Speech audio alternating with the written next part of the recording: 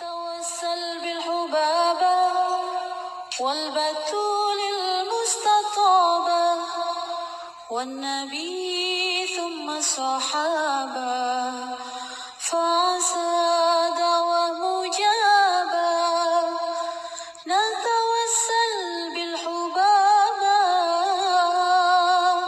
والبتول المستطابة والنبي ثم الصحابة فعسى دعوة مجابة. Alhamdulillah.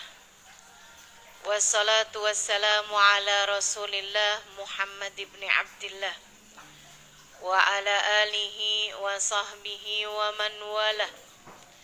Subhanaka la ilma lana illa ma 'allamtana innaka antal alimul hakim. Rabbi syrah li sadri wa yassir li amri wahlul 'uqdatan min lisani yafqahu qawli, amma ba'du.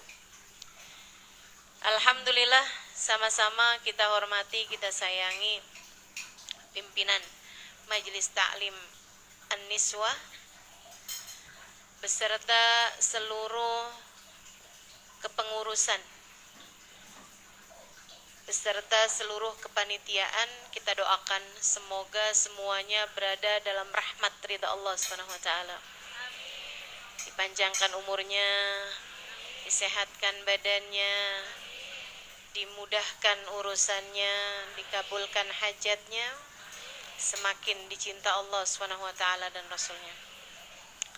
Para syaraif, para ustazah, para pimpinan-pimpinan majelis ta'lim, pimpinan-pimpinan pondok pesantren, serta tentu saja semua yang hadir di majelis ini, baik ibu-ibu, kakak-kakak, adik-adik, anak-anak, yang semoga semuanya dirahmati dan dicintai Allah, disayangi dan disyafaati Nabi besar Muhammad sallallahu alaihi wasallam, dan dibahagiakan hatinya, dikaruniai jalan takwa dalam kehidupannya. Amin ya rabbal alamin. Tema kita pada pagi hari ini menjadi wanita, bentar ya, jadilah wanita yang paling bahagia dengan takwa. Temanya panjang nih. Tema panjang gini biasanya bukan saya yang bikin, permintaan panitia untuk kita semuanya menjadi hamba-hamba Allah Subhanahu wa taala yang selalu berbahagia dengan menempuh jalan takwa. Saudaraku sekalian yang saya muliakan, apa itu bahagia? Ini tentu saja orang macam-macam mengartikan bahagia ya. Tapi bahagia itu kurang lebihnya adalah keadaan hati di mana seseorang merasa tenang dan nyaman, tidak ingin berpindah kepada rasa yang lain. Itu bahagia. Kalau orang lagi sakit dan dia tidak merasa nyaman, dia pasti akan bilang bahwa dia tidak bahagia. Orang lagi gak punya duit, terus dia ngerasa susah dengan dia gak punya duit, dia berharap kalau ada uang enak nih. Nah, itu berarti dia tidak sedang bahagia. Kalau ada adik-adik jomblo yang suka baper ngelihat ada orang gandengan, bahkan tersinggung ketika ngelihat tulisan di belakang truk, tulisannya truk aja gandengan, kamu kapan?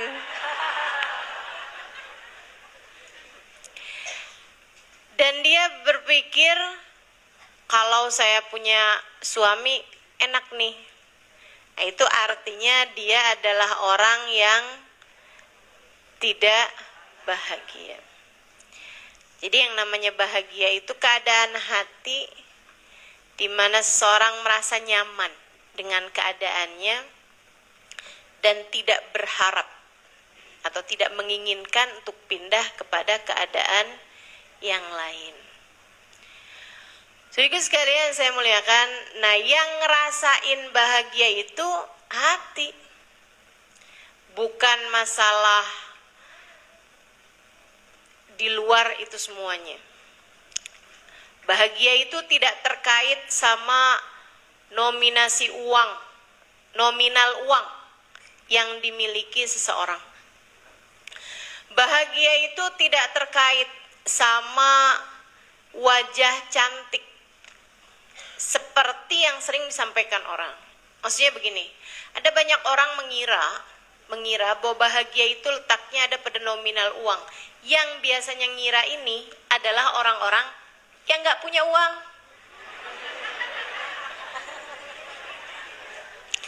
Dia kira kalau duitnya banyak, dia bahagia. Tapi orang-orang yang punya uang banyak, mereka bilangnya ternyata bahagia tidak terkait dengan uang. Sama halnya dengan ada banyak orang ngira bahwa kalau saya cantik saya bahagia. Yang ngomong gitu biasanya nggak cantik. Dia pikir kalau saya cantik nih, suami saya nggak akan cari perempuan lain. Padahal survei membuktikan banyak suami-suami yang ketika mohon maaf menyelingkuhi istrinya, gitu ya, itu seringnya perempuan selingkuhannya itu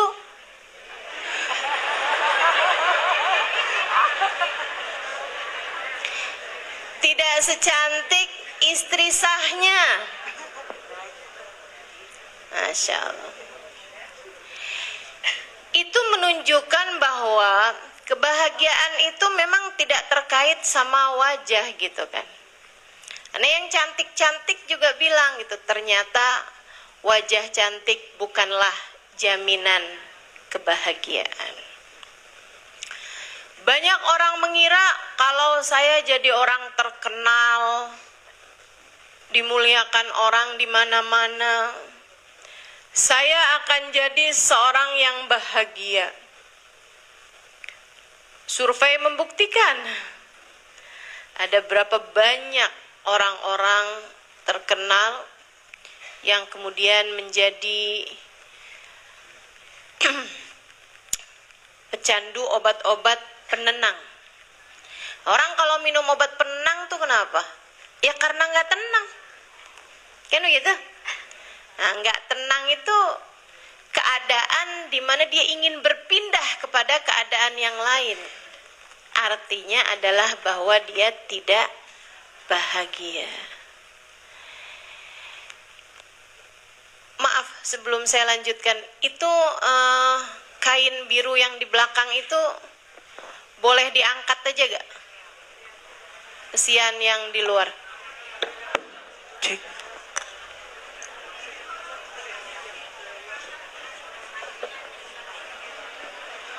Allah.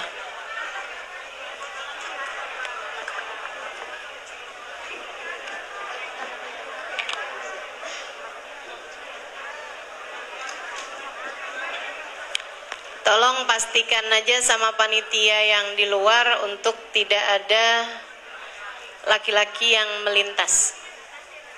Ya.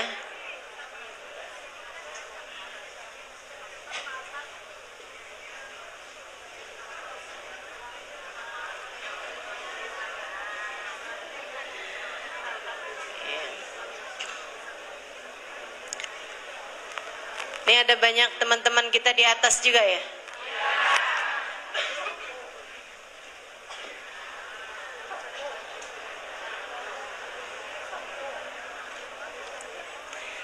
Seharusnya memang acaranya di atas karena di atas lebih luas. Tapi akan tahu sendiri.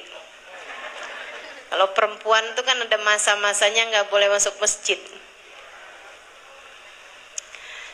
Jadi saya sekarang dalam masa nggak boleh masuk masjid.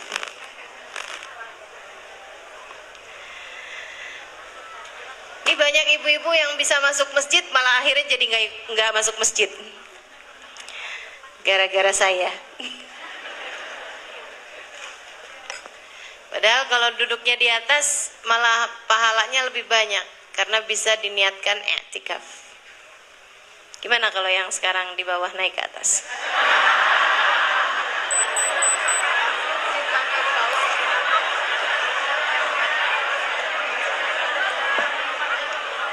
Baik.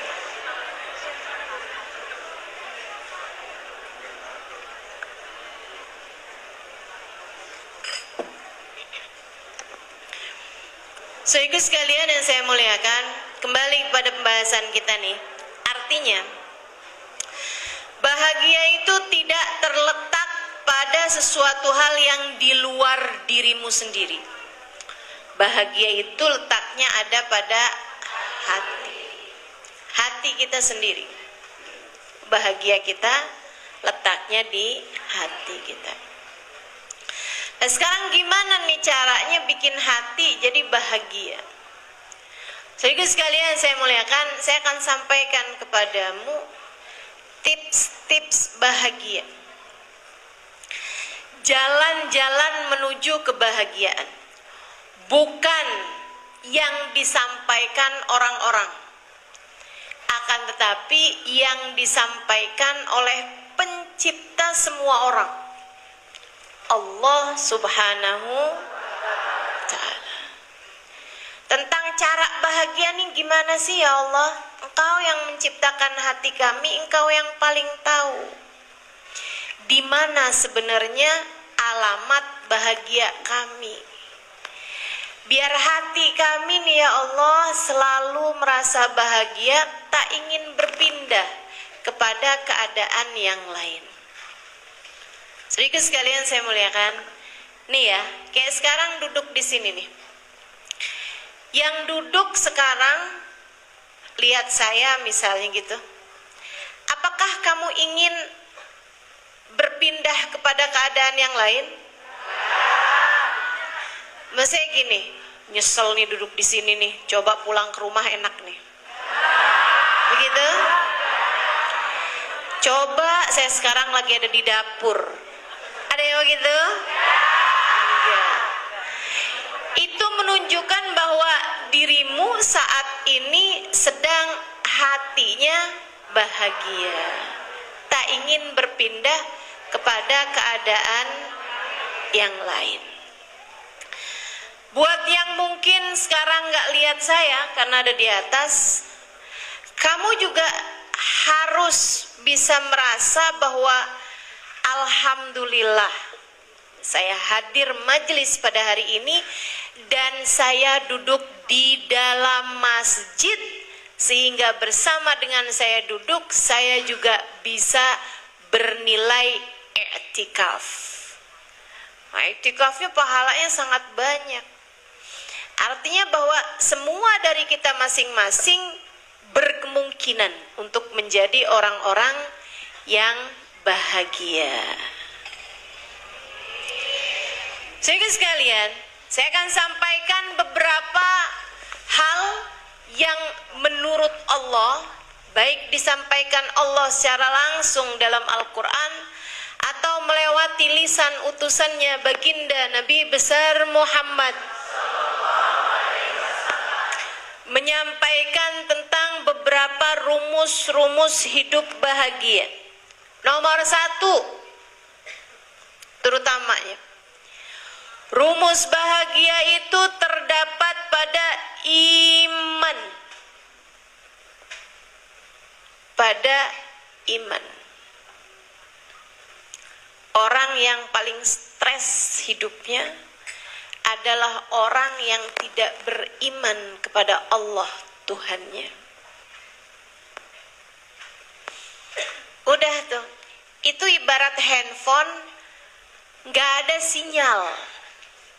Teman-teman, secanggih apapun nggak bisa dipakai. Secanggih apapun tidak terhubung dengan Allah Subhanahu wa Ta'ala, Tuhannya.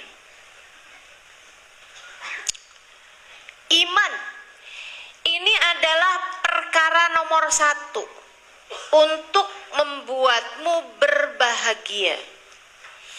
Orang yang beriman adalah orang yang faham bahwasanya hidup tidak berada dalam kendalinya. Hidup ada yang ngatur, hidup ada pemutusnya, hidup ada yang mentakdirkannya. Namanya Allah Subhanahu wa Ta'ala, yang telah berfirman, innallaha ala kulli syai'in qadir. Sesungguhnya Allah terhadap segala sesuatu maha berkuasa. Yang telah berfirman, innama amruhu idza arada syai'an ayyaqula lahu kun fayakun. Sesungguhnya urusannya Allah, apabila menghendaki sesuatu hanya berkata jadilah, maka jadilah sesuatu tersebut. Saudara sekalian yang saya muliakan, orang yang beriman sudah mendapatkan tiket kebahagiaan. Itu kayak udah dikasih ruangan nih, baratnya ya, udah dikasih kuncinya. Nih, silahkan. Tinggal masalahnya ada yang make, ada yang nggak make. Nah, ini yang saya berharap kamu yang hari ini mendengarkan ucapan-ucapan saya menjadi orang-orang yang memakai kunci kebahagiaan berupa keimanan ini untuk mulai kamu bergerak menujunya, mulai membukanya, hingga kamu bisa menjadi orang-orang yang berbahagia dengan keimananmu itu. Saya sering naik pesawat terbang. Karena kan jadwal banyak keluar kota tuh.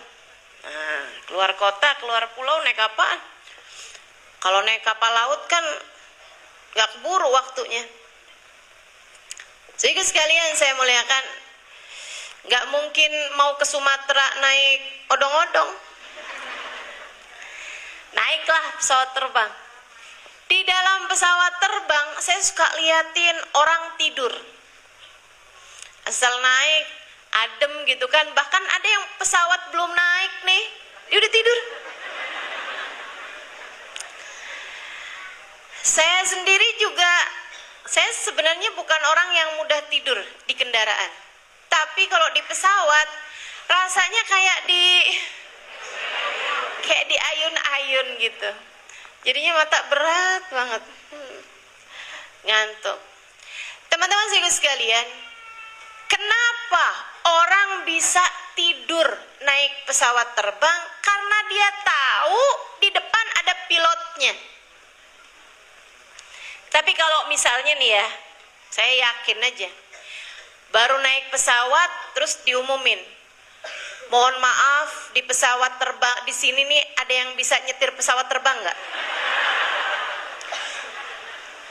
Karena pilotnya lagi pingsan. Itu pasti yang lagi tidur pada bangun semua. Betul nggak? Pasti tuh semuanya kayak, oh, waduh, gimana nih? Panik teman-teman.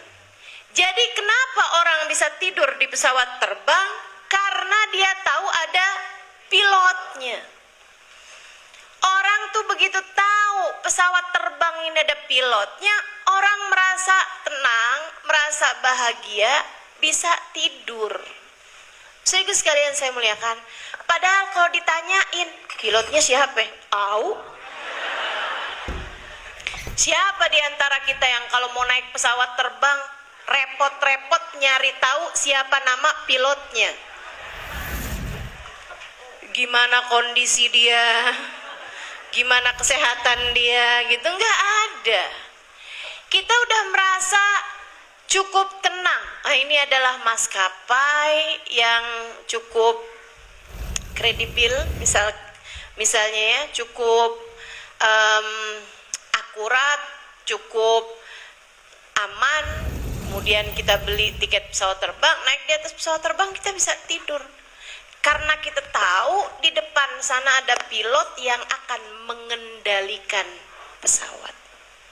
Saudaraku sekalian, jika naik pesawat terbang aja, kamu merasa tenang karena tahu ada pilotnya, padahal kamu nggak kenal sama pilotnya. Kenapa hidup kamu merasa nggak tenang, padahal kamu tahu bahwa hidup ini ada Allah, ada supirnya, ada pengendalinya. Dan pengendalinya, saudaraku sekalian, tahu segala sesuatu. Bukan hanya itu, pengendalinya tahu yang terbaik untuk dirimu.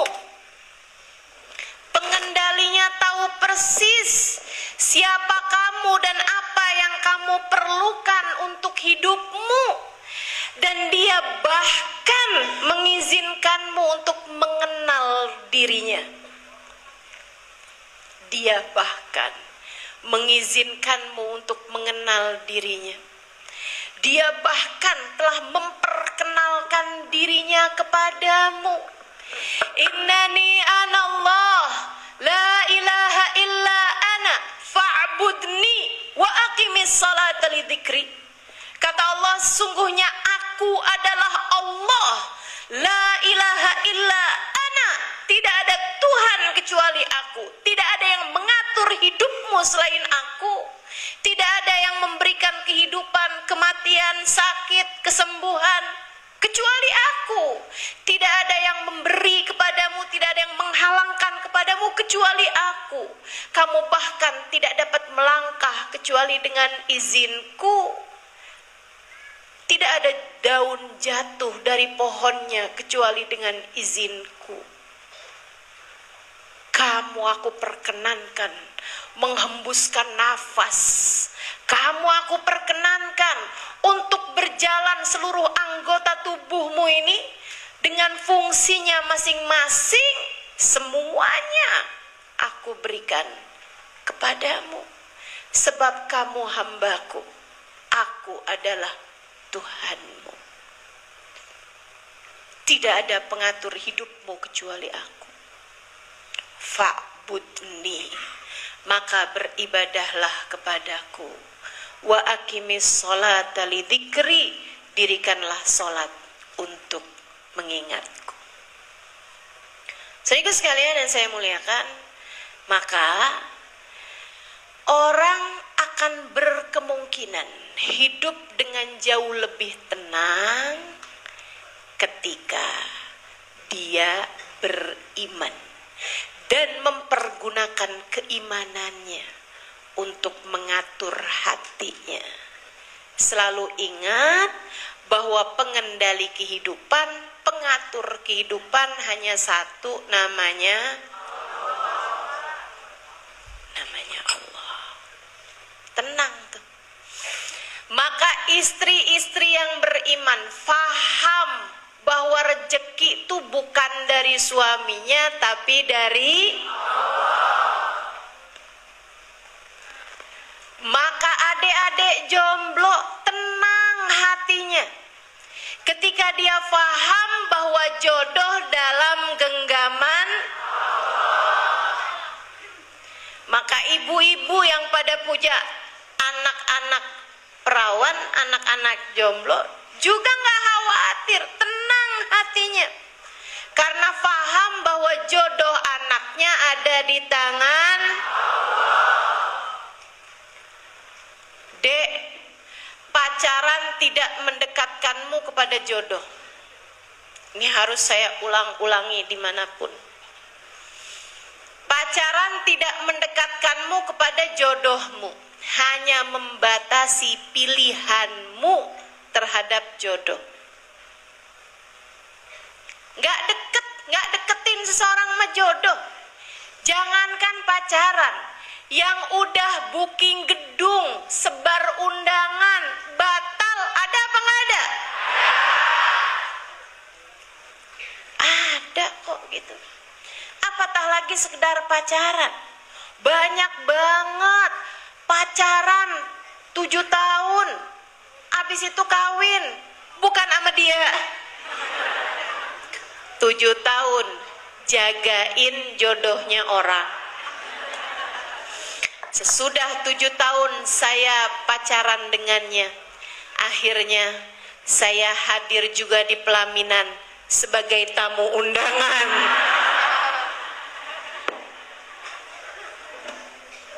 Pacaran tidak mendekatkanmu kepada jodoh. Jadi dek, gak usahlah pacaran. Pacaran hanya mendekatkanmu kepada dosa. Dan dosa hanya akan mendekatkanmu kepada neraka. Na'udzubillah. Berimanlah kepada Allah. Pakai keimananmu untuk menempuh jalur kebahagiaanmu. Pakai keimananmu untuk menempuh jalur bahagiamu, saudariku sekalian, dengan meyakini bahwasanya Allah lah pengendali kehidupan. Allah memang tidak akan selalu memberi apa yang kita inginkan. Akan tetapi Allah selalu akan memberi kepada kita apa yang kita butuhkan. Maka tenangkan hatimu, tenangkan jiwamu. Tapi ustazah, saya belum datang-datang juga jodohnya. Padahal saya udah minta sama Allah, ustazah. Karena Allah tahu kamu sebenarnya belum perlu. Tapi saya udah pengen. Ya lain tuh urusannya. Kan saya bilang tadi, Allah tidak selalu akan memberi padamu apa yang kamu mau, tapi Allah akan memberi padamu apa yang kamu perlu. Saya menikah udah 21 tahun ini. Dan saya belum ada keturunan. Belum ada anak. Teman-teman saya sekalian, apakah karenanya saya tidak bahagia? Saudaraku sekalian yang saya muliakan, kenapa saya tetap dapat berbahagia walaupun saya belum ada anak? Karena saya tahu Allah memberi kepada saya apa yang saya perlu, bukan apa yang saya mau. Gitu. Maka ketika doamu belum diijabah atau ketika doamu tidak diijabah Allah, kamu hanya perlu mengingatkan diri bahwa ternyata bukan di situ letak bahagiamu. Tenang aja dek, kalau mau nyari susahnya semua orang juga susah. Kamu ngerasa, ini saya susah nih karena saya belum punya suami. Kamu pikir yang udah punya suami gak susah?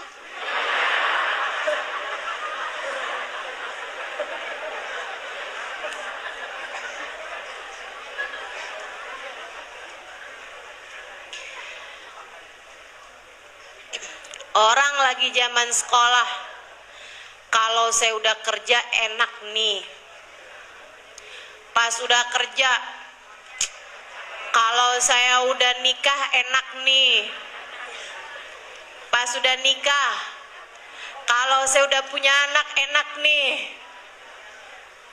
Udah punya anak, kalau anak udah gede-gede enak nih. Pas udah tua, dulu waktu zaman saya muda enak tuh kayaknya. Kapan kamu enaknya? Masya Allah. Kalau mau bicara susah, susah semua orang. Gitu kan? Karena hidup memang tidak pernah ideal buat siapapun. Maka yang perlu kamu ingat untuk jadi jalan bahagiamu, Kamu ingatkan hatimu bahwa hidup ini ada pengaturnya yang sudah menentukan. Siang ini nih perlunya segini, yang ini nih perlunya ini. Maka dia memberi sesuai dengan yang kamu perlukan. Ada yang ngatur, tenang aja. Maka yang perlu kamu lakukan di atas muka bumi ini adalah mulai kenakan sabuk pengaman. Tegakkan sandaran kursi, kan begitu ya? Kemudian bacalah doa. Bismillah, amantu billah, tawakkaltu ala Allah, la hawla wa la quwata illa billahil aliyil azim. Tenangkan hatimu dan mulailah terbang. Kan begitu? Mulailah jalani kehidupan dengan tenang, dengan bahagia. Tenang, sudah ada yang ngatur. Gitu. Jadi dalam keadaan apapun kamu perlu ingatkan dirimu dengan satu hal itu. Lagi ada yang sakit, wahai hati, tenang, tenang. Ada Allah yang maha menyembuhkan. Keadaan lagi sulit, gak punya uang, wahai hati, tenang, tenang. Bersama dengan kita ada Allah. Makasih. Bersama dengan kita ada Allah yang maha mengatur kehidupan kita. Makasih. Ini kan Allah memberi saya apa yang saya perlukan. Tanpa perlu saya ngomong sama siapa-siapa dari tadi, nggak enak banget nih.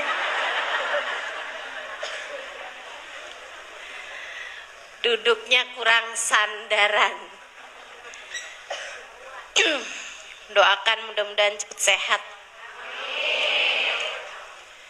Teman-teman saudaraku sekalian yang saya muliakan, maka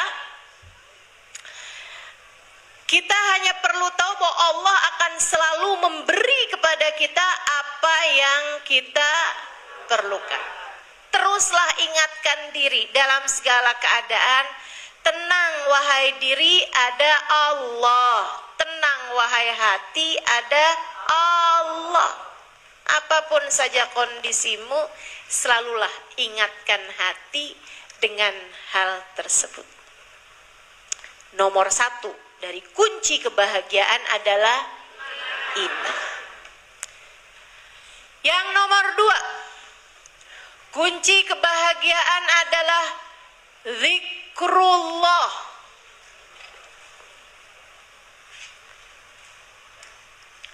Kunci kebahagiaan adalah ingat Allah. Dengan keimanan tadi, kamu hanya perlu untuk memakai kuncinya, mengingatkan hatimu tentang Allah Subhanahu wa ta'ala. A'udzu billahi minasyaitonir rajim. Alladzina amanu wa tatma'innu qulubuhum bidzikrillah. Ala bidzikrillahi tatma'innul qulub. Kata Allah, alladzina amanu, orang-orang yang beriman, wa tatma'innu qulubuhum bidzikrillah, hati mereka senantiasa tenang bidzikrillah karena mengingat Allah. Ala bidzikrillah tatmainnul qulub. Ketahuilah, hanya dengan mengingat Allah, hanya dengan mengingat Allah yang didasari dengan keimanan, tatmainnul qulub, hatimu menjadi tenang. Hanya dengan mengingat Allah yang didasari dengan keimanan yang tadi itu, maka hati akan menjadi tenang. Saudara sekalian saya muliakan, hatimu tenang ketika kamu ingat Allah Subhanahu wa ta'ala. Maka jangan mau menjadi hati yang gelisah dengan lupa kepada Allah. Orang kalau lupa mulu sama Allah, nggak ada inget-ingetnya sama Allah, hatinya gelisah terus-terusan. Nggak akan berada di titik nyaman di mana dia tidak menginginkan yang lainnya. Kalau teman-teman tanya, Ustazah, apa yang Ustazah inginkan? Kapan? Saat ini? Ya di sini sekarang. Apa yang sedang saya inginkan saat ini? Berbicara padamu. Apa yang sedang saya inginkan saat ini di sini adalah berbicara padamu. Berbicara padamu, mengingatkanmu tentang Allah. Adalah duduk di sini, pegang mic, mudah-mudahan mic-nya nggak mati-mati sampai selesai saya berbicara, kan begitu ya? Menyampaikan kepadamu tentang jalan hidup yang bahagia. Teman-teman, sungguh nggak terkait dengan harta. Saya banyak ketemu orang kaya yang hidupnya sengsara. Saya banyak jumpa orang kaya yang hidupnya menderita. Ustazah, doakan saya, kata seseorang. Kamu nggak kenal, nggak usah mikir-mikir. Ustazah, doakan saya. Dengan linangan air mata dia berkata, seseorang yang hartanya nggak berseri duitnya. Saudara sekalian, saya bilang, kenapa saya Ustazah tiap malam nggak bisa tidur? Saya Ustazah tiap malam liatin anak saya nangis, Ustazah. Saya rasa saya tidak akan mendampingi masa-masa hidupnya. Saya bilang, kenapa? Kamu kena sakit yang membuat kamu akan segera meninggal dunia gitu, kata dokter misalnya. Enggak juga Ustazah, saya sebenarnya enggak kenapa-napa. Saya sendiri juga enggak tahu kenapa.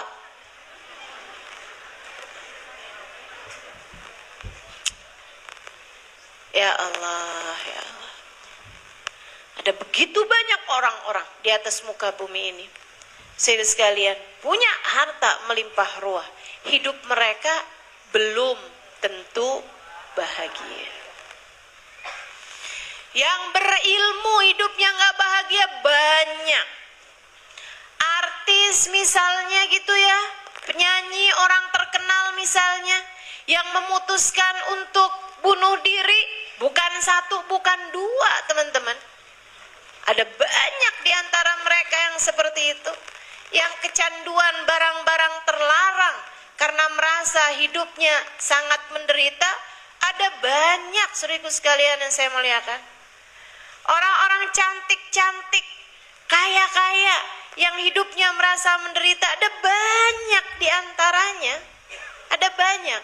Jadi kalau kamu berpikir bahwa kalau aja saya kaya tuh saya nggak bakalan kayak gini nih. Kalau aja saya cantik saya nggak bakalan kayak begini. Kalau aja saya terkenal gitu, dimuliakan orang gitu, saya nggak akan kayak begini. Kamu salah alamat. Salah alamat dalam kebahagiaan. Hatimu itu loh, Dek. Hatimu itu loh, Bu, Kak, Nak, ada dalam genggaman Allah. Dan Allah Subhanahu wa ta'ala telah menyampaikan bahwasanya hatimu akan aku jadikan tenang di saat hatimu mengingat aku. Allahnya bilang begitu. Ala bidzikrillahi tatmainnul qulub. Ketahuilah, hanya dengan mengingat Allah hati merasa tenang, hati merasa bahagia. Siapa manusia yang hidupnya paling bahagia di atas muka bumi ini? Baginda kita, Nabi besar Muhammad sallallahu alaihi wasallam. Hingga dengan kebahagiaan hatinya, beliau mampu membahagiakan orang lain. Bukan satu, bukan dua, bahkan jutaan umatnya di dunia hingga kelak di hari akhirat nanti. Saudaraku sekalian yang saya muliakan, baginda kita Nabi besar Muhammad, manusia yang hidupnya paling bahagia dunia hingga akhirat. Karenanya Allah menyampaikan tentang beliau. Katanya Allah Subhanahu wa ta'ala tentang Nabi Muhammad ketika datang Tauban yang ingin bersama dengan Nabi Muhammad, Allah turunkan ayat A'udzubillahi minasyaitonirrajim, man yuti'illaha war rasul faulaika ma'alladzina an'amallahu alaihim minan nabiyyin wasiddiqin wasyuhada wassalihin wa hasuna ulaika rafiqa.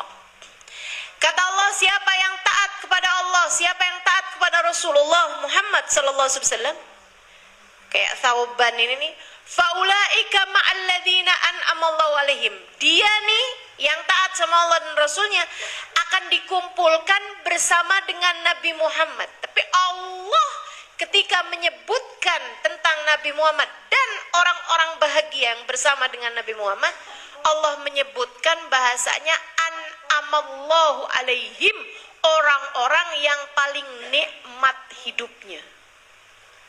Yang paling nikmat hidupnya, yang diberi kenikmatan sama Allah paling banyak.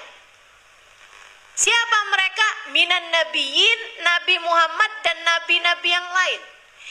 Jadi Allah mensifati Nabi Muhammad dengan an'amallahu alaihim, orang yang dikasih kebahagiaan paling banyak, orang yang paling nikmat hidupnya, saudaraku sekalian yang saya muliakan. Maka kalau kamu tanya siapa orang yang hidupnya paling bahagia, baginda kita Nabi besar Muhammad. Siapa orang yang dikasih nikmat sama Allah paling banyak? Nabi Muhammad sallallahu alaihi wasallam. Tapi tahukah kamu, Nabi Muhammad bahkan mengganjal perutnya dengan batu karena lapar? Tahukah kamu, Nabi Muhammad tidur di atas pelepah kurma hingga berbekas badan beliau, garis-garisnya pelepah kurma membekas di tubuh mulia beliau? Tahukah kamu, Nabi Muhammad alaihi salam, manusia paling bahagia ini makan dan tidak ada lauknya, roti keras nggak ada lauknya, minta lauk sama istrinya, istrinya bilang kita sedang punya tidak sedang punya apa-apa Rasulullah kecuali cuka. Nabi Muhammad bilang, hati, kemarikanlah kalau begitu. Nabi pun mulai mencocol roti keras beliau dengan cuka. Saudara sekalian, Nabi Muhammad memakannya. Kayak apa tuh rasanya? Gimana wajah beliau ketika memakan makanan tersebut? Nabi Muhammad memakannya dengan tersenyum bahagia.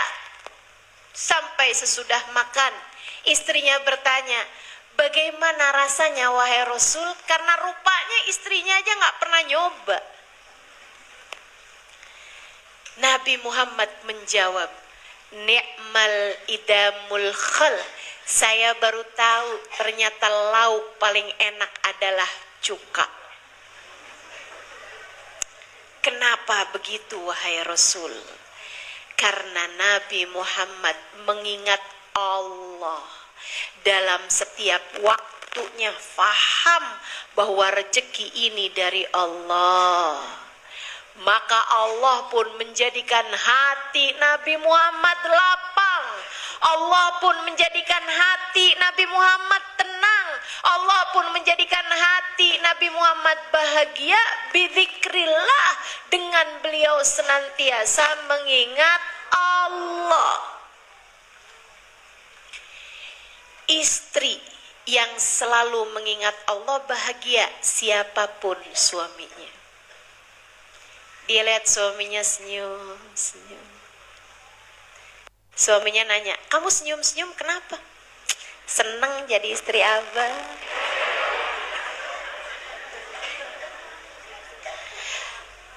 Saudara sekalian, siapapun aja suaminya, istri yang bahagia akan bahagia dan akan membahagiakan orang di sekelilingnya. Kenapa gitu?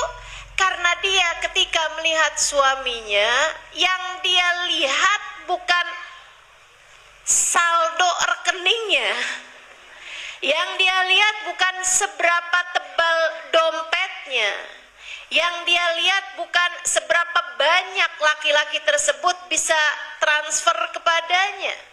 akan tetapi saat dia melihat suaminya, dia mengingat Allah. Inilah laki-laki yang Allah jadikan surgaku berada dalam tangannya.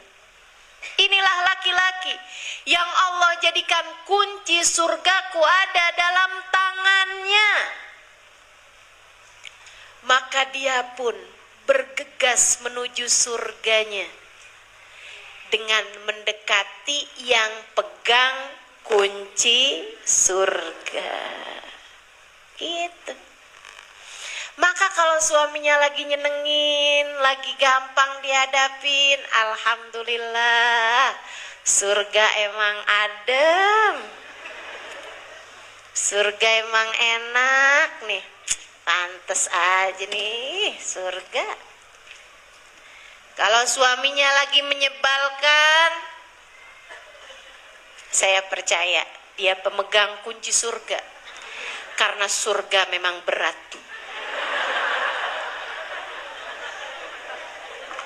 Masuk surga tuh dikirain ringan aja, berat. Makanya hadiahnya surga.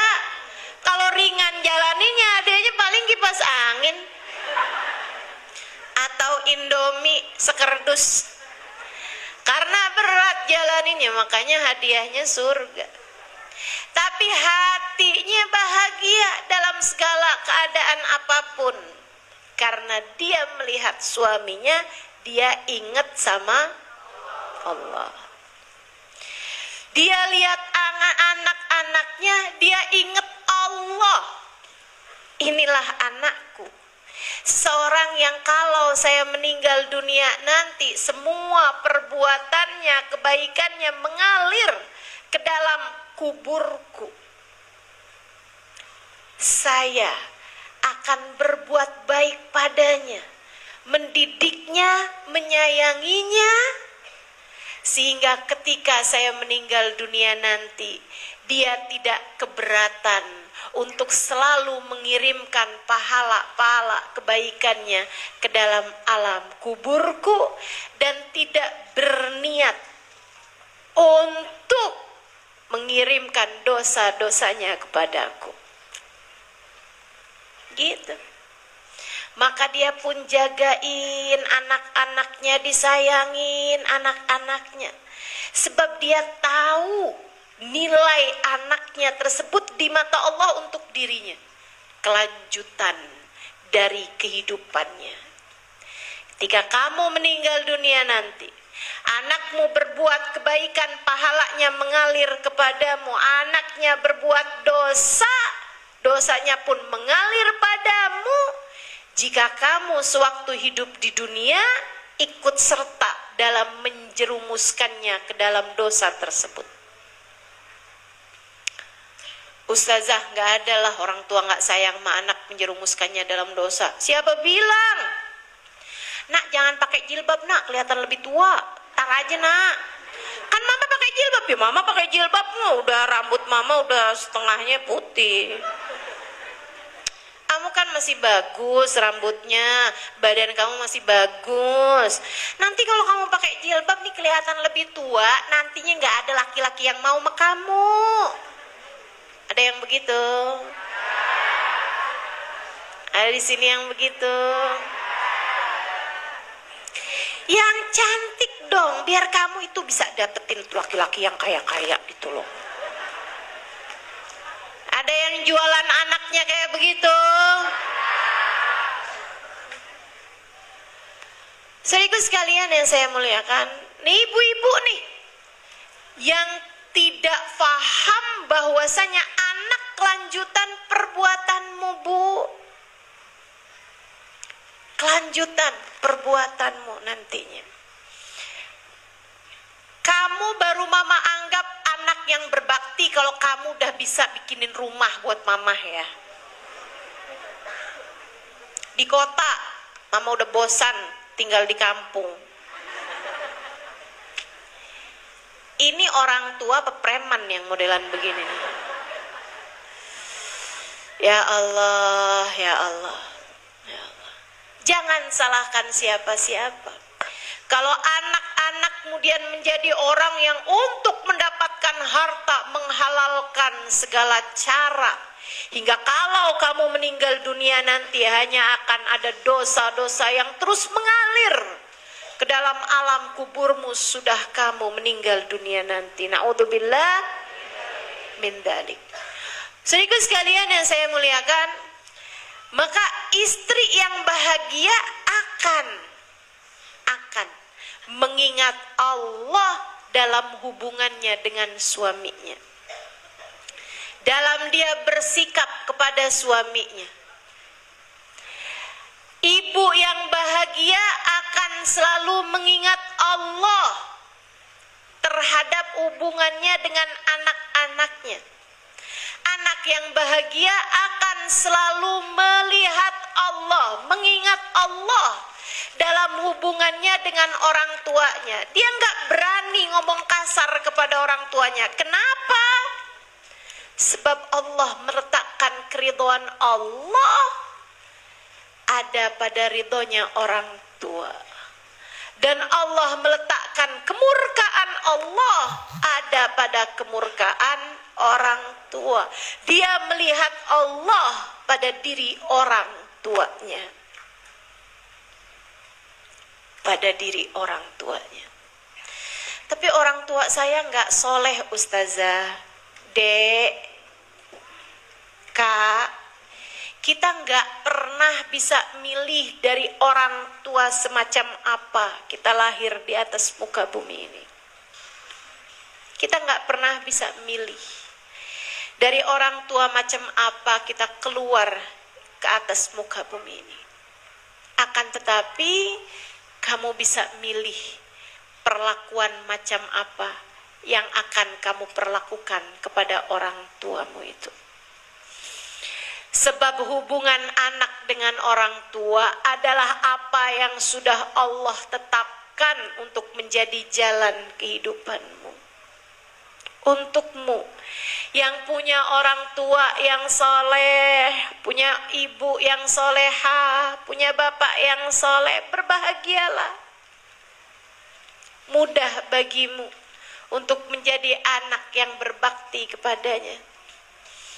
Tapi untukmu yang punya orang tua yang kurang soleh, yang punya orang tua yang bahkan tidak bertanggung jawab pada anaknya misalnya, bapakmu meninggalkanmu, ibumu juga begitu kepadamu, menuntut banyak hal kepadamu misalnya dari urusan-urusan dunia. Dek, yang sabar, lihat Allah. Allah lah yang sudah menentukan itu semua. Dan ketika kamu menjalaninya dengan terus mengingat Allah Subhanahu wa taala, kamu terus berbuat baik kepada orang tuamu meskipun mereka tidak berbuat begitu, maka pahala yang sangat besar bagimu. Kamu mungkin untuk menjadi seseorang yang tercinta di sisi Allah Subhanahu wa taala karena baktimu kepada orang tuamu itu. Tenang, semua jalan hidup ini seperti film yang sudah ditentukan oleh sang sutradara untuk kamu jalani. Kamu hanya perlu menjalaninya dengan cara yang terbaik. Tetaplah tersambung dengan Allah. Tetaplah mengingat Allah. Tetaplah faham bahwa pengatur kehidupan dunia ini adalah Allah Subhanahu wa ta'ala. Tenang, Dek, kalau kamu tetap berbakti kepada orang tua, meskipun orang tuamu tidak soleh, tidak soleha, meskipun orang tuamu sangat menguji kesabaranmu untuk itu, tenang, Allah janjikan untukmu, Allah akan membalasnya lewat perlakuan dan bakti anak-anakmu padamu nantinya. Allah akan berikan untukmu anak-anak yang berbakti kepadamu. Sebaliknya, kalau kamu lupa bahwa orang tuamu adalah yang Allah telah tentukan untukmu, sehingga kamu balas keburukan orang tuamu dengan perlakuan durhakamu kepada mereka. Kamu berkata kasar kepada mereka, kamu menyakiti mereka, kamu tidak memperdulikan mereka, kamu berbuat jahat pada mereka. Tunggulah tahun 2, 3, 4, 5 tahun yang akan datang, kamu akan mendapati buruknya perlakuan anak-anakmu padamu. Birru aba'akum tabirrukum abna'ukum. Kata Nabi Muhammad, berbaktilah kalian kepada orang tua kalian, anak-anak kalian akan berbakti kepada kalian. Kama tadin tudan, sebagaimana kamu berbuat, seperti itu pula lah kamu akan dibalas. Dulu Baba Maliam pernah bercerita, ada seorang ayah diseret sama anaknya turun dari tangga rumah, dari atas tangga tuh diseret sama anaknya. Bapak nih memang dasar Pak ya, saya sakit hati sama bapak nih, bapak tahu rasa nih diseret sama anaknya besar gitu ya, badannya bapaknya udah ringkih, udah lemah gitu tubuhnya, diseret sama anaknya terus sampai ke bawah. Begitu sampai di bawah, bapaknya bilang, "Nak, tanggung sampai ke tiang situ loh." Seretnya cuma sampai bawah. Bapak bilang, "Tanggung nak sekalian sampai tiang situ." "Kenapa gitu Pak?" Kata si bapak, "Karena saya ingat dulu saya pernah menyeret bapak saya sampai ke tiang situ." Hanya akan mendapatkan balasan. Maka saudaraku sekalian, ingat Allah dalam perlakuanmu kepada Allah pun dalam perlakuanmu kepada sesama hamba-hambanya Allah. Ingat Allah dalam sholatmu, ingat Allah dalam sedekahmu, ingat Allah dalam hadirmu di majelis-majelis ilmu, ingat Allah kamu ngadain pengajian, ingat Allah, jangan nyari yang lain-lain, nyari Allah aja udah. Jangan nyari biar saya populer, saya sumbangkan nih biar nama saya keangkat di masyarakat. Jangan, percuma. Semuanya hanya akan sia-sia kalau tujuanmu bukan karena Dia. Allah aja. Ingat Allah dalam perlakuanmu kepada siapapun, dengan itu hatimu akan bahagia. Bahagia terus. Saat lagi orang berbuat baik, bahagia. Saat orang lagi berbuat jelek, bahagia juga. Kenapa? Allah semua yang menetapkan. Allah semua yang menentukan. Ketika ada orang yang sedang menghujat, alhamdulillah, ya Allah, dihujatnya di dunia aja ya Allah, di akhirat jangan. Ketika ada orang yang berbuat jahat, ya Allah, saya emang juga sih kadang-kadang berbuat jahat sama orang. Ini kayaknya balasan saya atas keburukan saya di masa lalu. Ya Allah, dibalasnya di dunia aja ya Allah, di akhirat jangan. Senang. Orang yang hidupnya selalu ingat Allah Subhanahu wa Ta'ala, senang, bahagia. Dia nggak mudah tersinggung karena faham tidak ada sesuatu terjadi kecuali dengan izin Allah. Dia faham itu, maka dia jalankan kehidupannya. Yang ketiganya nih, jalan bahagia ada pada jalan takwa. Iman nomor 1, zikrullah nomor 2, jalan takwa nomor 3-nya. Apa itu? Menjalankan perintah Allah, menjauhi larangan Allah.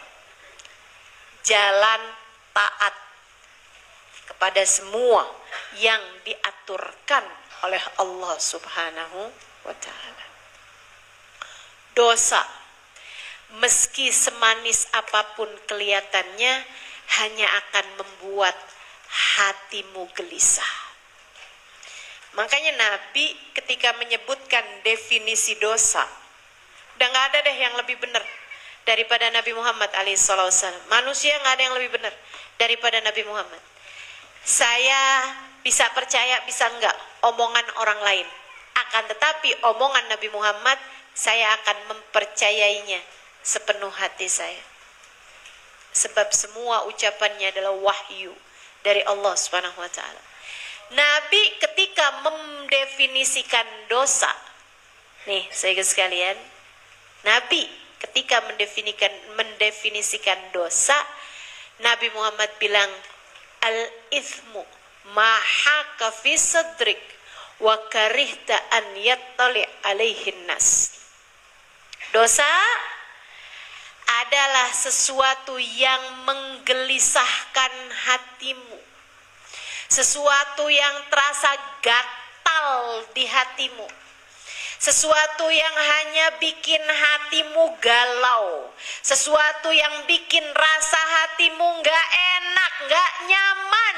Dosa adalah ketidaknyamanan di hati dan sesuatu yang kamu gak suka kalau orang lain tahu. Itu dosa. Itu dosa. Jadi sekalian yang saya muliakan, jadi kalau kamu mau tahu Ustazah ngomelin anak dosa apa enggak, liatin aja. Kamu kalau abis ngomel sama anak, terus kamu lihat anakmu pas lagi tidur, nyesel enggak? Gatel enggak hati kamu? Gelisah enggak hati kamu? Itulah yang kata Nabi Muhammad, dosa tuh yaitu dia tuh. Sesuatu yang menggelisahkan hati, bikin gak nyaman hati, bikin gak enak hati. Saudara sekalian, kamu habis bohong, gelisah gak hati kamu? Nyaman gak hati kamu? Gak nyaman. Kayak, aduh gimana nih ya, wa karihta an yattali alaihin nas, dan kamu gak mau kalau sampai orang tahu kebohonganmu. Kamu gak mau kalau sampai orang tahu bahwa kamu marah-marahin anakmu. Nah tuh, begitu kamu gak suka ada orang lain lihat, begitu kamu gak suka ada orang lain tahu, itulah yang namanya dosa. Kamu bangun di waktu malam baca Quran, kalau sampai ada yang tahu, seneng apa susah? Seneng. Buktinya orang kagak ada yang tahu aja kamu suka cerita-cerita. Pagi-pagi kelihatan ngantuk banget. Tanyain sama suaminya, kamu kok lemes banget sih? 11 rakaat bang semalam. Abang tidur aja, saya bangunin juga. Gak ada yang tanya. Seneng kamu kalau ada orang lain tahu gitu kan. Kenapa? Bukan dosa. Kalau dosa kamu gak seneng. Kamu gak seneng orang lain tahu. Sehingga sekalian yang saya muliakan, jadi definisinya dosa tuh sesuatu yang bikin hati gak bahagia. Maka jangan pernah berpikir bahwa dosa membahagiakanmu. Enggak. Jadi dek, jangan kamu pikir orang pacaran tuh bahagia. Enggak banget, enggak banget. Bahagia sih dikit, susahnya banyak. Coba aja tuh lihat orang pacaran. Seneng. Semenit, 2 menit, 3 menit. Gitu kan? Abisnya itu pacaran aja isinya beranteman mulu loh. Betul apa enggak? Gitu kan? Kamu tuh kenapa sih? Saya WhatsAppin, enggak kamu balas. Ya kan kamu WhatsApp jam, saya balas kan. Tapi kamu balasnya jam, saya WhatsAppnya dari jam 10. Pas. Kamu balasnya jam 10 lewat 5. 5 menit kamu kemana? Ya ampun.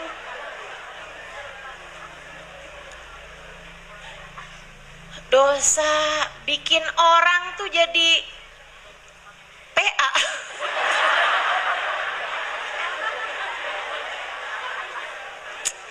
Orang kalau lagi jatuh cinta tuh teman-teman, jatuh cinta sama orang ya, cinta sama manusia biasa gitu, itu emang suka rada PA.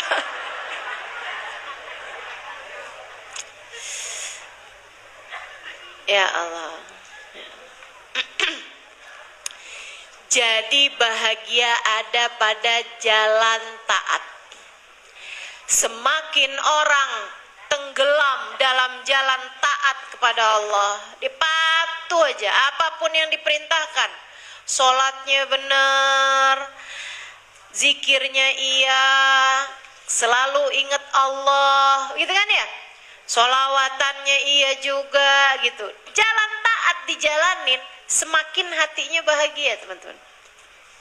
Dia sama suaminya hormat, dia sama anaknya sayang, dia sama orang tuanya sayang, dia sama saudara-saudaranya sayang, hatinya semakin bahagia. Hablum minallah benar, hablum minan nas benar, orang bahagia, saudariku sekalian. Semakin tenggelam dalam dosa, semakin gelisah hatinya. Percaya saya, percaya saya. Saya pernah bikin satu tulisan, satu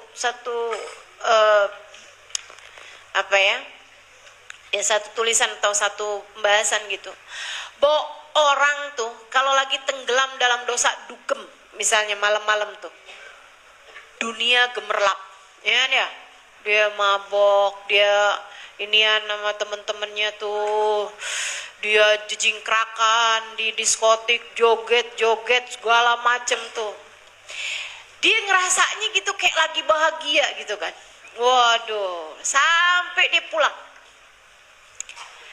Malam-malam tuh dia pulang, seringnya berbaring di atas lantainya yang dingin. Padahal dia punya tempat tidur nyaman, padahal dia punya tempat yang enak. Dia baru ingat kalau dia lapar, tapi dia nggak bisa bergerak gitu. Kayak lemes banget, dia pusing, dia mual, dia ngerasa kotor badannya, dia sedih, dia gelisah. Dia pikir tuh, udahlah besok juga saya ketemu sama teman-teman saya, ntar saya seneng lagi. Kenapa hidup saya hampa seperti ini ya? Saya pengen berhenti, tapi saya nggak bisa berhenti. Mengalir air matanya. Dia merasa begitu menderita, dia ngerasa gitu susah gitu. Tapi dia nggak ngerti, susahnya hidupnya tuh karena apa? Enak hidup begitu?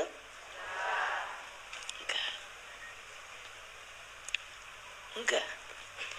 Sehingga sekalian, ada seorang kakak datang sama saya dengan linangan air mata, Ustazah doain adik saya Ustazah. Adik saya Ustazah tenggelam dalam dosa-dosa Ustazah. Saya udah lama gak ketemu sama dia. Dia kabur dari keluarga, sudah orang tua kami meninggal. Dia bilang satu hari saya dapatin saudara saya ini Ustazah, ada fotonya lagi pakai pakaian renang, pegang botol minuman keras. Cantik teman-teman, sangat cantik. Bodinya udah kayak, iya,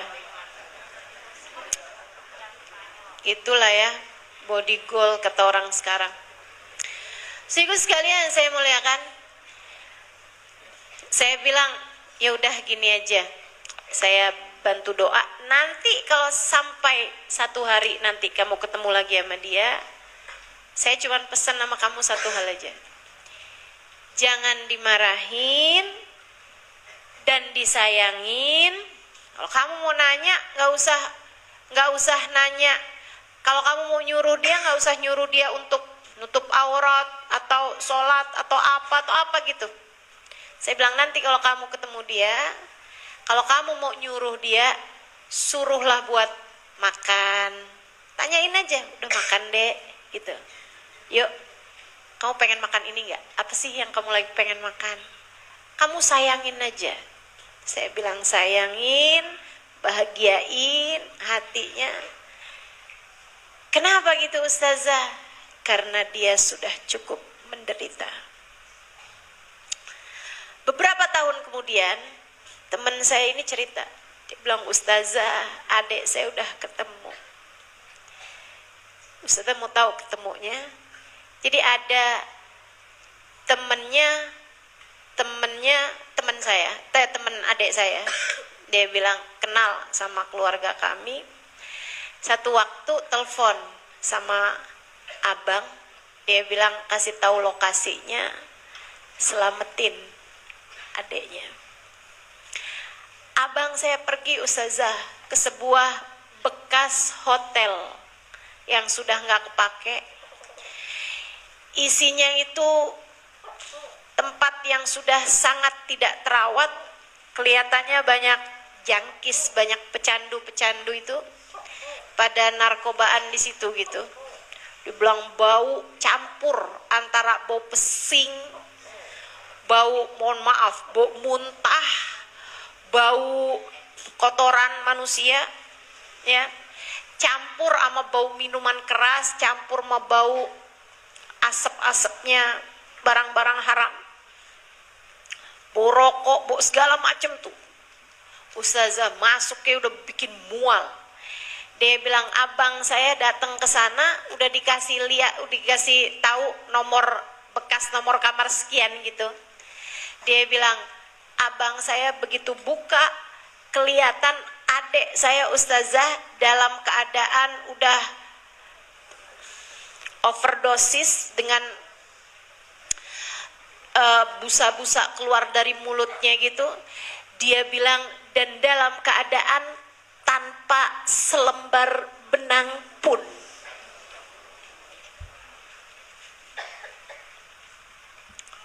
Dosa hanya akan membuat seseorang semakin sengsara. Sebab jalan bahagia ada pada taat pada Allah Subhanahu wa ta'ala. Dibawa tuh adeknya, dia buka bajunya, dia tutupin aurat adeknya sebisanya, kan laki-laki ya.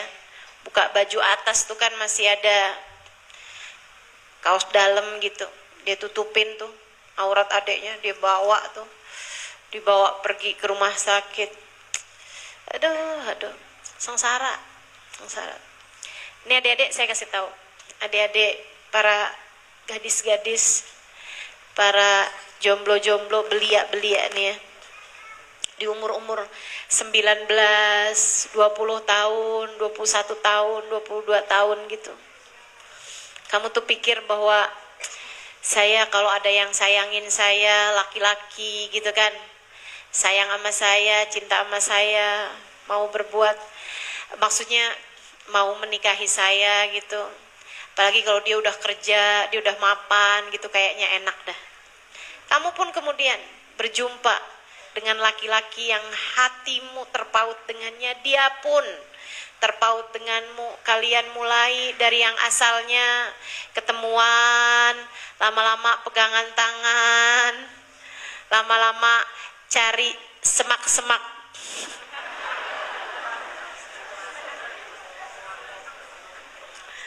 Ya Allah, cari kebun raya sini nih ya. Ya Allah, kamu nggak tahu setan tuh dek ngelabuinnya luar biasa. Kamu merasanya kayak lagi bahagia gitu hati kamu. 1 jam tak bertemu serasa setahun lamanya. Kamu ketika berjumpa dengan dia rasanya berbunga-bunga gitu. Apalagi dia bilang bahwa dia nggak pernah secinta itu sama seorang perempuan. Dan kamu pun juga merasa begitu. Aku nggak sanggup hidup tanpa kamu.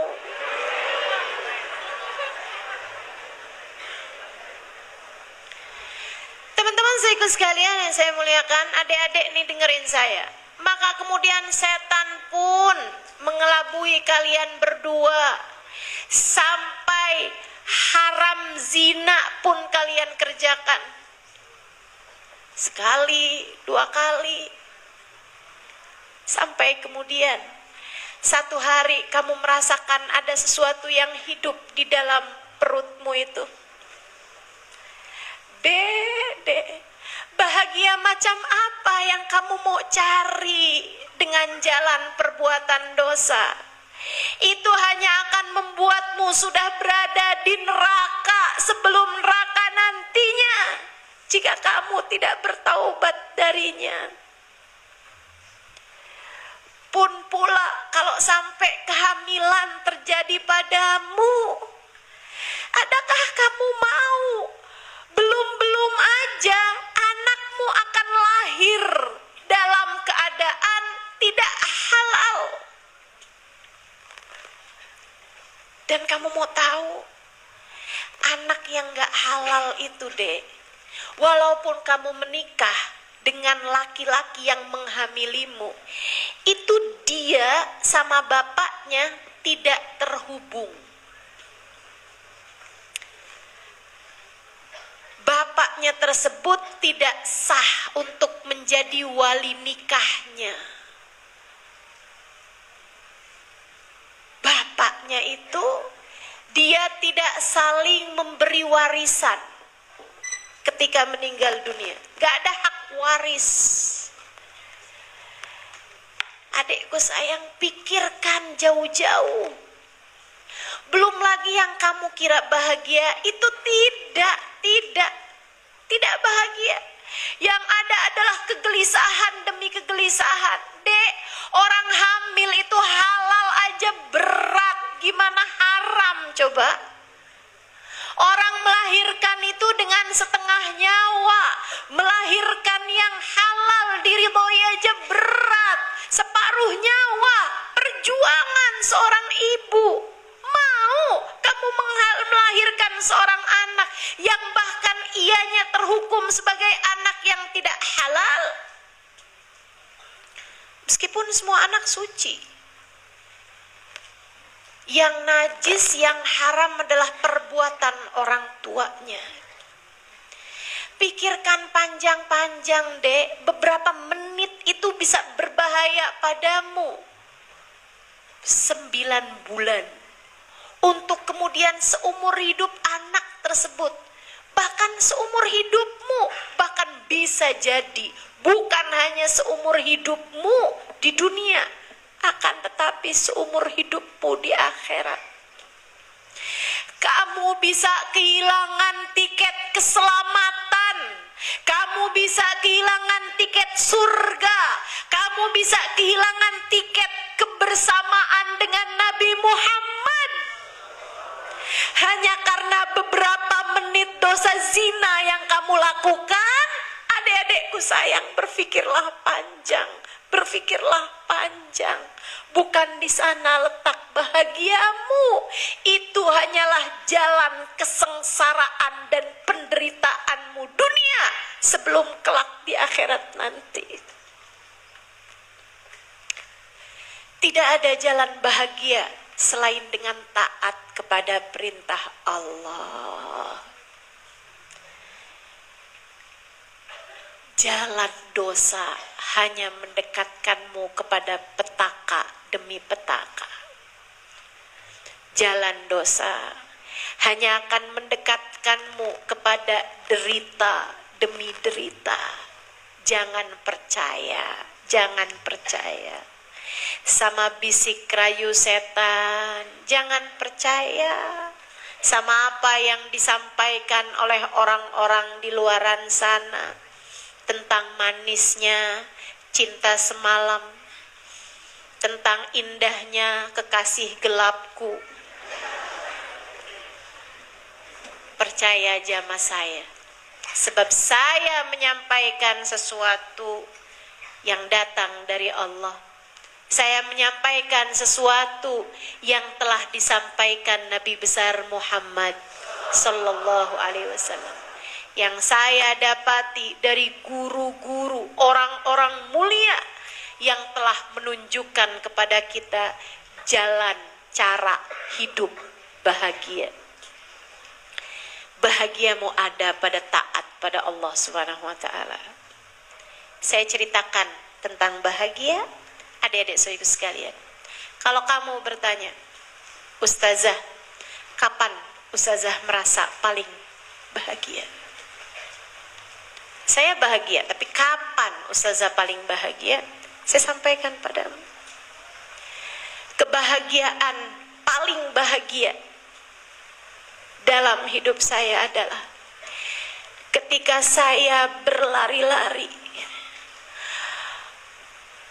menginjak karpet yang sangat empuk. Saya berlari-lari menuju makamnya. Ketika pintu itu dibuka, haru buncah dalam dada saya. Ketika sambil berlari-lari hati saya berdegup kencang. Assalamualaikum ya Rasulullah. Assalamualaikum ya Habiballah. Assalamualaikum ya Mustafa. Assalamualaikum ya Mujtaba. Assalamualaikum ya Sayyidi ya Rasulullah.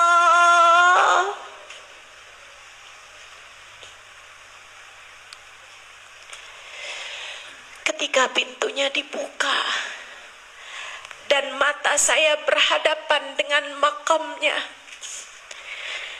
yang saya tahu meski secara jasad beliau sudah tak lagi ada di atas muka bumi sejak 1400 tahun yang silam, akan tetapi beliau senantiasa bersama dalam hati saya. Saat tiap hari saya menceritakan tentang kehidupannya, saat tiap hari saya menceritakan tentang kalam-kalam hadis-hadisnya, tentang setiap hari saya akan berdiri bersama dengan, nyaris setiap hari saya akan berdiri bersama dengan puluhan, ratusan, ribuan muslimah, dan kita akan sama-sama bersama berkata, ya Nabi salam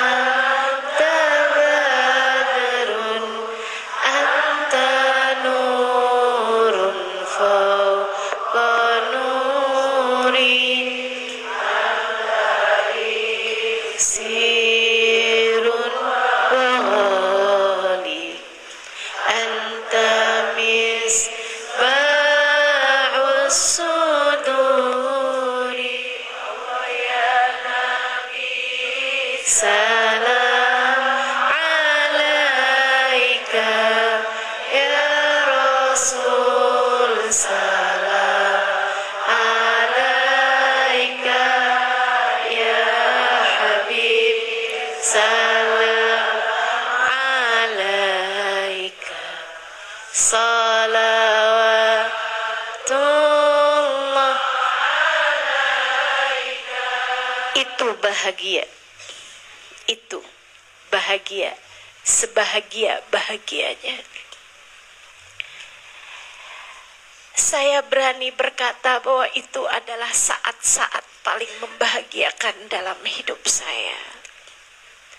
Saudaraku sekalian, untuk saya bisa berharap kebahagiaan ini pula lah yang semoga berlipat-lipat saya rasakan ketika datang di padang mahsyar, jika Allah bukakan pintu untuk saya kembali bisa berlari menjumpainya.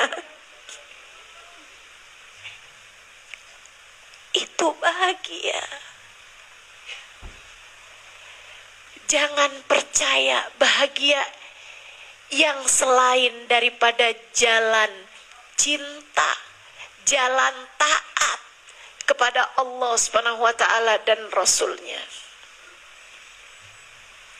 Saudariku sekalian yang saya muliakan, jangan percaya sama bahagia jika membuatmu harus mengerjakan dosa. Tidak ada bahagia dalam jalan dosa. Bahagia ada pada jalan taat, dalam jalan Allah Subhanahu wa ta'ala. Saudaraku sekalian yang saya muliakan, bahagia itu ada pada sujud di waktu malam. Ketika sesudah sujud, dengan linangan air mata kamu memanggil-manggil nama Allah. Ya Allahu ya Allah, ya Allahu ya Allah, ya Allahu ya Allah, ya Allahu.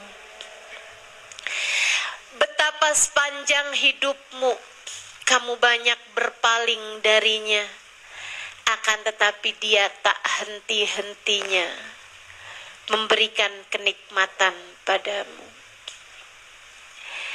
Kamu ingat betapa seringnya kamu berbuat dosa padanya, betapa seringnya matamu kamu gunakan untuk sesuatu hal yang tidak dia ridhoi, akan tetapi dia masih mengizinkanmu untuk berjumpa dengan orang soleh-soleha di atas muka bumi ini. Betapa Allah Subhanahu wa ta'ala masih memperkenankan kamu tetap dapat melihat keindahan dunia, meskipun matamu berulang-ulang kamu gunakan untuk perbuatan-perbuatan dosa. Kamu mengingat, ya Allah, abu'u laka bini'matika alayya wa abu'u bidhambi.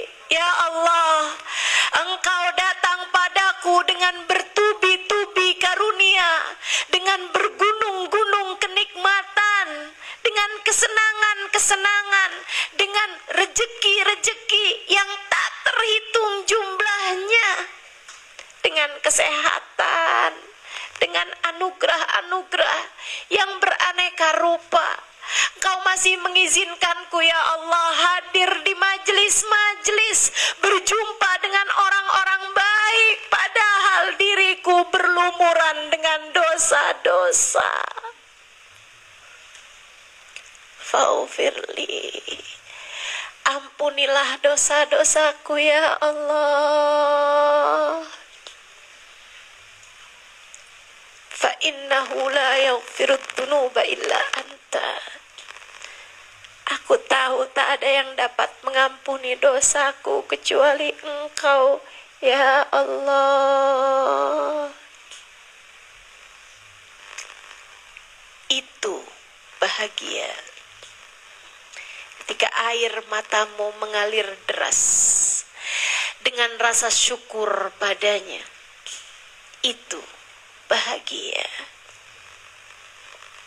Ketika air matamu mengalir karena malu kepada Allah, betapa meskipun dosa-dosa telah kamu lakukan, akan tetapi Allah masih terus-terusan membersamaimu dalam kehidupan. Itu bahagia. Ketika lisanmu diizinkan menyebut-nyebut namanya, padahal lisanmu belepotan dengan dosa. Itu bahagia ketika kakimu yang meski telah panjang jalannya kepada sesuatu hal yang tidak dia ridhai, masih diizinkannya untuk bersimpuh di majlis mengingat-ingat dia, masih diizinkannya matamu untuk saling berjumpa dengan orang-orang yang beriman dengannya. Itu bahagia. Ketika tanganmu masih diizinkan Allah untuk bersalaman dengan ibumu, masih diizinkan Allah untuk mencium tangan ayahmu, itu bahagia. Ketika tanganmu masih Allah perkenankan untuk mencium tangan suamimu, kamu memandangnya dengan kasih sayang dan dia pun memandangmu dengan kasih sayang. Itu bahagia. Ketika anakmu mencium tanganmu dan dia berkata, "Mama, doakan saya ya, Ma." Itu bahagia. Bahagia ada dalam jalan taatmu kepada Allah. Bahagia ada dalam saat kamu melewati kehidupan dengan penuh ketakwaan. Saudaraku sekalian, bahagia ada pada keimanan. Bahagia ada pada zikrullah. Bahagia ada pada jalan takwa. Yang terakhir, bahagia ada pada jalan cinta. Sebagaimana yang telah saya sampaikan tadi, bahagia ada dalam jalan cinta kepada yang semestinya kamu cinta. Hatimu tuh bahagia kalau udah bener rutenya, jalan takwanya kamu jalani, hatimu penuh cinta kepada Allah, hatimu penuh cinta kepada Rasulullah, hatimu penuh cinta kepada orang-orang yang semestinya kamu cinta, yang dapat menyelamatkan hidupmu dari dunia hingga akhirat nanti. Para kekasih-kekasih Allah, orang-orang tercinta di sisi Allah, mereka punya syafaat untuk bisa menyelamatkan ketika nanti sampai kamu di akhirat dalam keadaan yang berbahaya. Ada tangan-tangan yang dapat mengangkatmu dari sana. Para kekasih-kasih Allah, cintai Sayyidah Fatimah Zahra, putri baginda kita Nabi besar Muhammad. Cintai Sayyidah Khadijatul Kubra, perempuan paling berjasa dalam ajaran agama Islam. Cintai Sayyidah Aisyatul Ridha, ustazah pertama, pendakwah pertama dalam Islam, Sayyidah Aisyah alaiha ridwanullah. Cintai para sahabat-sahabat Nabi Muhammad, wabil khusus al-hurafa'ur rasyidin, Sayyidina Abu Bakar, Sayyidina Umar, Sayyidina Uthman, Sayyidina Ali. Cintai para keluarga Nabi besar Muhammad sebagai jalan cintamu untuk mencari cintanya Nabi besar Muhammad. Seperti yang beliau sampaikan, ahibbullah lima yaghdukum bihi min ni'amih wa ahibbuni li hubbillah wa ahibbu ahla baiti li hubbi. Cintai Allah karena telah menganugerahkan kepada kalian berbagai kenikmatan. Cintai aku karena cinta kalian kepada Allah. Cintailah keluargaku karena cinta kalian kepadaku. Cintai keluarga Nabi, cintai para habaib, cintai para syaraif sebagai salah satu jalanmu menuju cintanya Nabi Muhammad, menuju ridha Allah SWT, menuju surga Allah SWT. Cintai para ulama sebagai pewaris-pewaris Nabi Muhammad. Al ulama warathatul anbiya. Ulama adalah pewaris para nabi. Cintai guru-gurumu yang dapat membimbingmu menuju jalan Allah, yang dapat memberitahumu jalan menuju surga. Cintai mereka, berkhidmatlah kepada mereka, doakan mereka.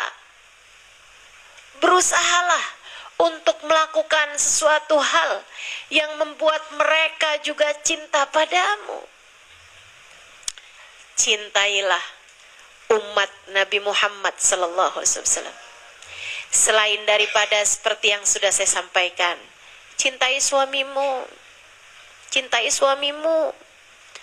Jangan cintai suami orang. Cintai orang tuamu. Cintai anak-anakmu. Cintai saudara-saudarimu. Itu jalanmu menuju kebahagiaan. Teman-teman saudaraku sekalian, orang yang gak sayang sama saudaranya, hidupnya gak bakal bahagia. Lihatin aja deh, hidupnya tambah susah, tambah susah. Tuh yang suka rebutan warisan sama saudaranya, hidupnya susah, hidupnya gelisah. Walaupun kelihatannya hartanya banyak, teman-teman, itu di dalamnya penuh dengan kehampaan, penuh dengan kepalsuan. Orang yang gak sayang sama saudaranya tuh, liatin aja tuh, gak bakalan seneng hidupnya. Jadi saran saya, kalau kamu punya saudara ngerebutin harta warisan kamu, kasihin. Kenapa gitu Ustazah? Karena uang masih bisa kamu cari di tempat yang lain. Tapi saudara, mau gimana ceritanya pindah kakak? Saya nggak apa-apa kehilangan uang. Saya nggak mau kehilangan saudara. Ini kalau ada saudara ngerebutin harta warisan kita, kasihin sama dia. Nggak apa-apa, kasihin. Oh, Ustazah mah karena Ustazah duitnya banyak. Bukan masalah itu teman-teman. Tapi yang namanya uang tuh bisa kamu cari di tempat yang lain. Betul?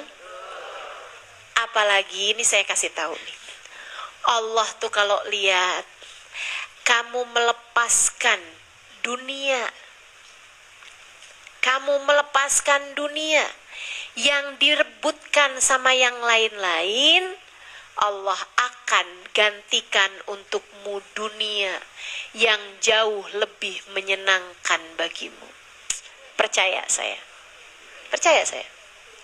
Nggak usah susah-susah ngelepasin dunia kamu. Jadi kalau kamu nih hadir di satu majelis, berkatan kamu direbutin sama orang lain, kasihin. Betul? Nggak jadi barokah, Bu, Kak, Dek. Kalau dipengenin sama orang lain tuh nggak jadi berkah. Kasihin aja sama yang lain udah. Oh saya nggak kebagian dong Ustazah. Nggak apa-apa nggak kebagian. Noh di luaran sana noh banyak. Restoran Padang. Betul? Makanan bisa dicari, minum bisa dicari, iya kan ya? Tapi rahmatnya Allah, kasih sayang Allah susah nyarinya kalau kamu kelewat. Kalau kamu nih kelewat rahmatnya Allah, susah nyarinya. Nah rahmatnya Allah tuh didapat buat siapa? Buat yang paling banyak rahmatnya sama yang lain. Buat yang paling banyak kasih sayangnya kepada hamba-hambanya Allah. Ada kamu lihat orang gak kebagian, nih Bu buat ibu aja. Kan begitu tuh, nih buat kamu aja. Saudaraku sekalian yang saya muliakan, kamu kasihan sama dia, kamu rahmati dia, kamu sayangi dia. Allah kasih sayangnya kepadamu gak main-main. Allah sayang sama hamba-hambanya yang punya kasih sayang paling besar kepada sesamanya. Semakin kamu gak tegaan sama orang lain, Allah akan semakin gak tega sama kamu. Tapi semakin kamu berusaha menguasai, berusaha mendapatkan, semakin kamu tega sama orang lain, bahkan yang haram-haram aja kamu kerjakan, Allah pun semakin tega kepadamu. Makanya sampai-sampai Nabi Muhammad mengatakan dalam salah satu hadisnya, Man lam yubali min ayyi babin dakhala alaihi rizq lam yubalillah min ayyi wadin min audiyati jahannam alaka. Kata Allah, kata Nabi Muhammad, siapa yang tidak peduli dari pintu mana rezeki masuk kepadanya, bahkan dari yang haram-haram sekalipun dia nggak peduli, maka Allah pun tidak peduli di lembah neraka jahanam yang mana Allah akan hancurkan dia. Siapa yang tidak peduli dari pintu haram masuk kepadanya rezeki, Allah pun tidak peduli dari lembah neraka jahanam yang mana Allah akan hancurkan dia. Kalau kamu nggak peduli, rebut-rebutan nama yang haram-haram, maka Allah pun akan menghancurkanmu di akhirat. Dan Allah akan DP-in kehancuranmu di akhirat nanti dengan ketidakbahagiaanmu di dunia ini. Lihatin aja tuh, kalau kamu buka TV teman-teman, itu cerita tentang kisah orang yang dihancurkan Allah dengan keharaman-keharamannya, penuh semuanya tuh. Buka aja TV, orang korupsi dihancurkan, kan begitu? Dihancurkan dengan orang tersayang yang dia punya. Yang ngebuka korupsinya malah justru anaknya. Kan begitu tuh ceritanya di TV tuh. Saya buka buat ngambil pelajaran, ya Allah, dunia ini ya penuh sesak. Dengan orang-orang yang sudah di-DP-in sama Allah Subhanahu wa ta'ala. Kehancurannya di akhirat dengan kehancurannya di dunia ini. Na'udzubillah. Maka jalan bahagia adalah lewat jalan cinta.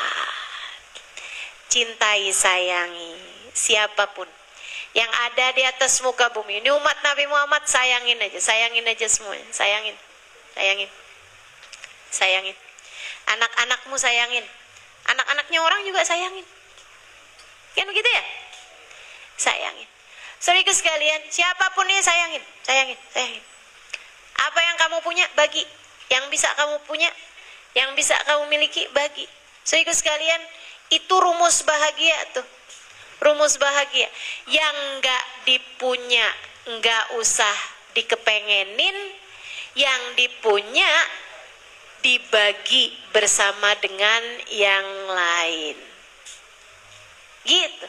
Mudah-mudahan Allah Subhanahu wa ta'ala menjadikan kita hamba-hamba yang sesudah mendengar ini semua, tak hanya kita dengarkan dengan telinga kanan keluar telinga kiri, akan tetapi sudah disimak dengan kedua telinga, masuk di pikiran kita, jadi cahaya menerangi hati kita, insya Allah.